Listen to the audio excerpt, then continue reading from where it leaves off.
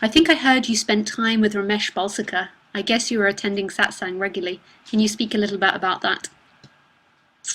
Yep, in the Lisa story there seemed to be a few years of going to see Ramesh Balsakar in India.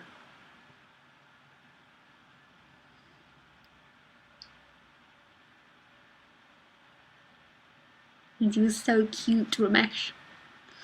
He was very sweet.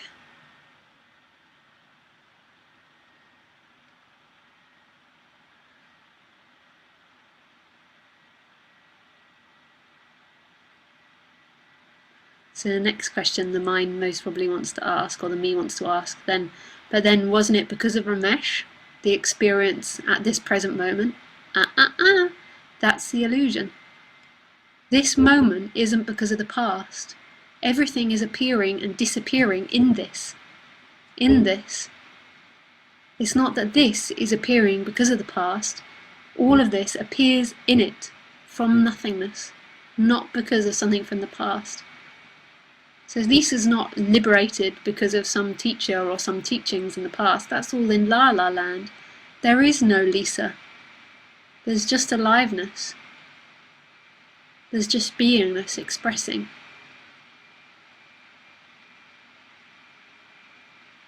There's just what is. It's always been what is. It's never been anything else but this. And in this, all forms appear and disappear. It's not the other way round. This isn't appearing because of the past.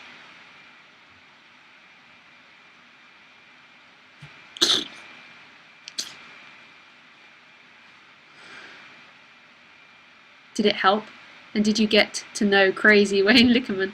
No, I never got to know Wayne Lickerman. I think he was there once at the same time, but just for his birthday or something, Ramesh's birthday. Help is all in La La Land. It's like right and wrong. It's like, how can it be stood outside of and looked at in that way? There's only what's happening. Help is an idea of separation. That there's a possibility that something can help another thing. How? If it's all oneness, how can one thing affect another thing?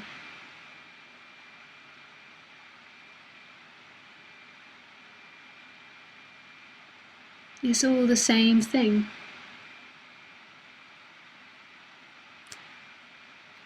It's all atoms appearing and changing movement. There's no space outside of those atoms though, it's all aliveness, it's all oneness. But that doesn't mean to say that going to Ramesh or going to Lisa will or won't happen. That's not what's being talked about here. Or that it's pointful or pointless. It's just life happens and whatever it is what it is. And God knows how and why. It's not the answering this at the end of suffering, it's the falling into that big fat question mark of what the fuck.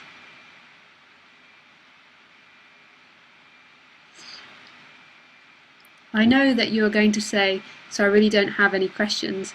I know what you're going to say, so I really don't have any questions. You look very pretty today. I like your shirt. Oh, thanks, Danny. It's very cute, isn't it? I got it at a flower show. This lady handmade it. Very sweet.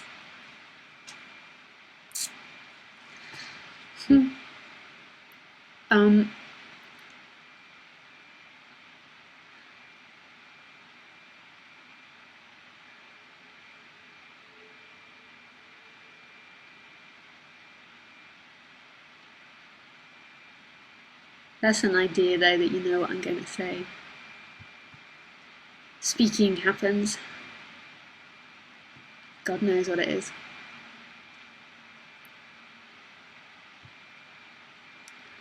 Just accept this. Oh.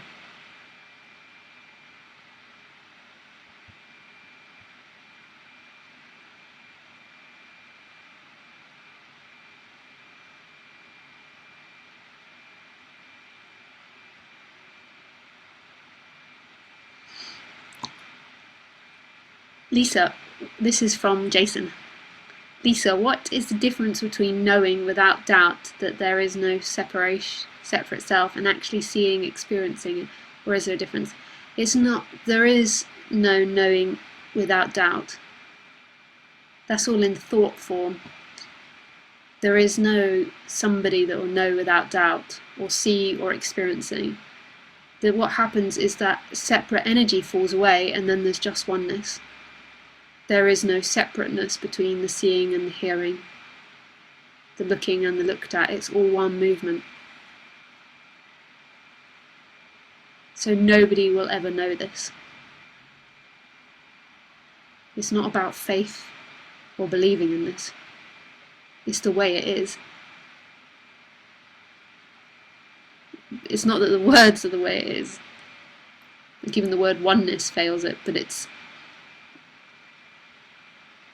the removal of something, it's not the getting of something. Another question. You probably will have nothing to say to this as it's irrelevant and you have no reason to know the answer, but it's something I'm curious about. Is the play of life predetermined, like the story has already been written, or is it completely random and spontaneous? It's spontaneous. But it appears in logic and cause and effect. But it's spontaneous. But it normally appears in cause and effect. But Ramesh, I'm sure you're talking about Ramesh, used to talk about predetermination.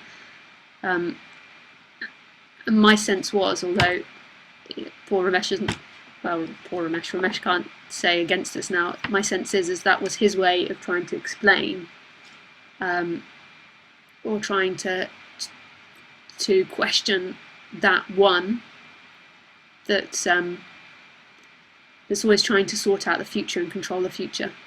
Ramesh used to really focus in on chooser and doership and the one that's choosing. And predetermination is very Indian. Okay, I guess you will have something to say to it then.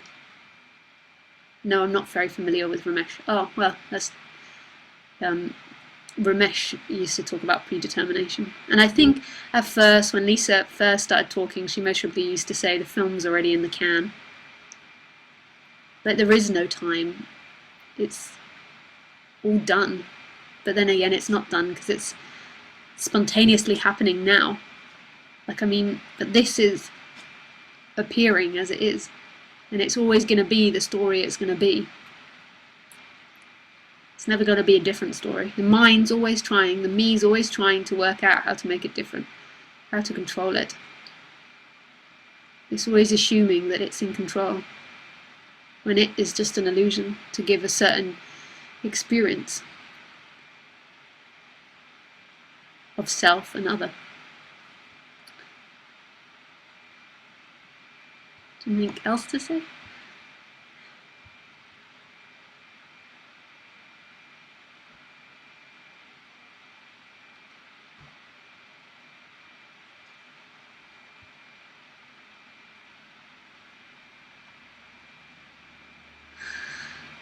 Someone's just I'm waiting for you, Jason.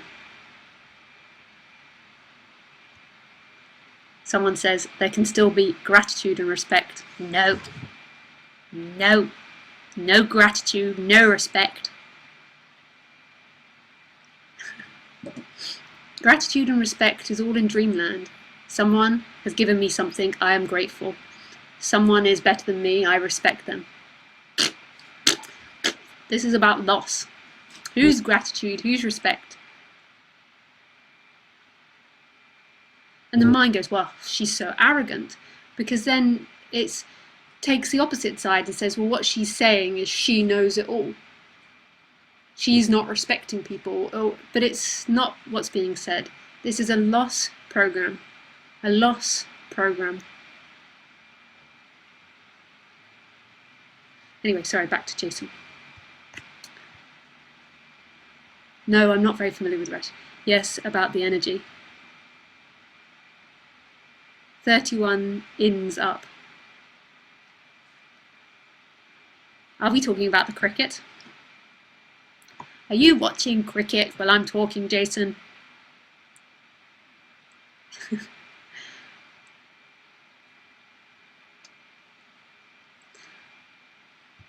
He's not got any respect.